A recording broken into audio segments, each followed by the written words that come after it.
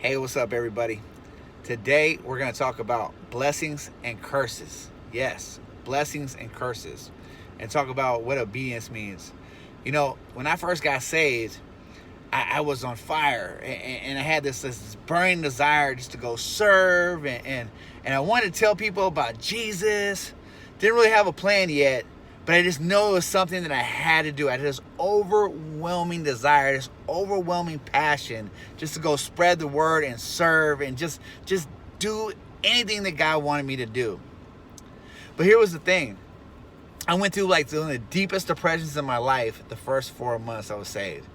Now, I know you're thinking that doesn't even make sense. Like, wait. You get saved, you're serving, you're doing all this stuff, you're telling people about Jesus, but you're going through a depression. How does that work? Well, I was wondering the same thing, actually. I was sitting there, and I remember one night, I'm sitting there, I'm talking to God. I'm like, God, why is this not working? Like, I'm going to church. I'm actually serving 15 hours a day. I'm doing all the stuff you want me to do, but I still can't get a job. I'm lonely. I'm depressed. I'm having anger issues. I'm having all this stuff's going on in my life. I don't feel content. What is going on? And I heard, be obedient. And I was like, God, why is this stuff happening? And, you know, sometimes God will tell us stuff or put something in our heart, but we don't listen right away, right? And so for like a couple weeks, I'm coming at God. I'm talking to him, and I'm frustrated because the things that I want in my life are not happening. And I didn't understand what it was. And then one night, I just said, you know what? I'm about to get real with God. I got on my knees and said, God, I don't understand this. I need your help. I am serving you. I'm doing everything that you want me to do, and my life is not getting better. Things are still bad. I'm still depressed. I'm still having anger. I'm still having all these issues, pride, everything. What is going on? And I kept hearing, be obedient. And then I was reading in this passage, and, you know, you look through the Old Testament in Deuteronomy in chapter 28, where it talks about the blessings and the curses. And if you look at the whole wilderness, when God brought his people out of Israel or out of Egypt, he was always faithful to them. But he said, look, I want you to do what I'm asking you to do. I want you to follow my laws. I want you to follow my decrees. But Israel, you know, they wanted to do all this sacrificing, but they weren't trying to be obedient. And what God was trying to show him was, if you follow me, if you listen to me, if you abide in me, if you do what I tell you to do, I will take care of you. Matter of fact, I will overwhelm you with blessings. You won't be able to be able to stand all the blessings that are coming to you. I will take care of you, your family, your generations, your land. I will provide you the milk and honey. I'll give you all that stuff. But you got to be obedient to me.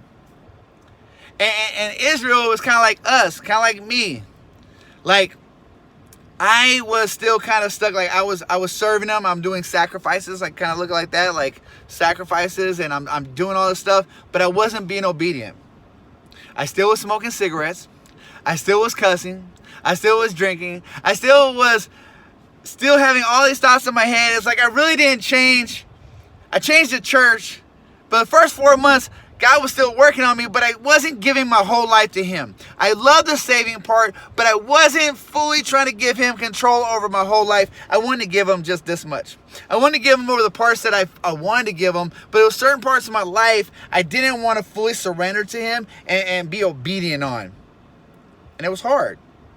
Look, being obedient to God is not easy. Matter of fact, being obedient as a Christian and following God and surrendering your life is the hardest thing that you can ever do. But it's the best thing that you could ever do.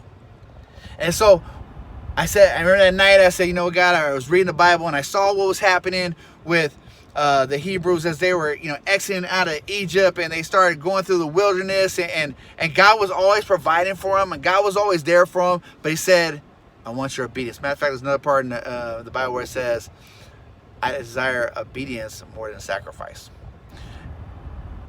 And so I started, you know what? God just wants us to follow him, to listen to him, to be aligned with him, to do these things. And I had to surrender my life. So I remember after hearing obedient, I was like, you know what? All right, God, I'm going to be obedient. And that day I stopped doing all that stuff. I stopped, smoking the cigarettes. I stopped cussing. I stopped thinking the thoughts. I stopped going to the club. I stopped partying. Started hanging out with certain people. I started doing all that stuff. I said, I'm just going to follow you. I'm going to be obedient to what you want me to do. And you know what else? I got some mentors. I got some accountability partners. People that I allowed to speak into my life. Even the stuff that I did not want to hear. There was some stuff, it was uncomfortable. Being a Christian, man, was the total opposite of the man that I was taught to be. It was the total opposite from everything that I ever learned. And so the stuff they're telling me to do, stop doing this, do this, do that. I'm like, man, that's hard. But I stopped arguing once I saw that that stuff was working. That God was using that stuff to redefine me. And the chisel wasn't working on me. I needed the whole jackhammer. I needed a lot of stuff. And it's still working on me today. I'm still a work in progress. But the more you're obedient, the more blessings you're going to see. Now, let's fast forward it to today. Yes, I have, the cars, I a house, I got all that stuff. Yeah, that's material stuff. God will bless you with some material stuff. But I want to tell you some stuff that's not material that God blessed me with. God blessed me with not just my salvation, but inner peace, with marriage, with family, with children, with reconciliation with people that, family that I don't have, that burn bridges with, restoration in my house, community, everything. And God is using to do so much more and blessing me more than my life is blessed. God has a hand on my life, and it's all because I was willing to surrender to Him and be obedient. Those are the blessings. The curses, well, sometimes when all the things are going wrong in our life, we gotta ask why. What's going on? Are we in our word every day? Or are we praying every day? Are we listening to God and being obedient? Or are we just doing our own will? Are we going to church and putting on this thing where, okay, I'm going to church, but God, I'm just going to give you my Sunday life, but I'm not going to give you the rest of my 6 days a week life? Now, what I want to be careful is I'm not saying that everything bad that happens is because you were disobedient. Or everything that bad happens because of sin. No, I'm not saying that. Because sometimes things happen, okay? We get that. Sometimes things happen. But there's a lot of things in our life that happen because of our disobedience. There's a lot of things that could have been prevented if we only listened to God. Remember, He's the good Father. The only reason He gave the law, the only reason He gave instructions, the only reason why He even disciplines us or even tells us what to do or what not to do is because He cares about us and He loves us. And just like a good Father, if we're obedient, He's going to bless us with so much. But if we're not, we're going to get the discipline, we're going to get the curses, we're going to get the things. So hopefully we can get restored back to obedience. So let me ask you a question. What in your life are you not being obedient at? How can God turn your circumstances and bless you just for doing what He says? You see you're a good Father?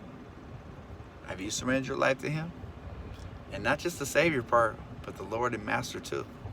Have you surrendered? What in your life can you surrender today so you can be obedient to God, so you can get the blessings that He promised in His Word? All right, guys. I'll talk to you later.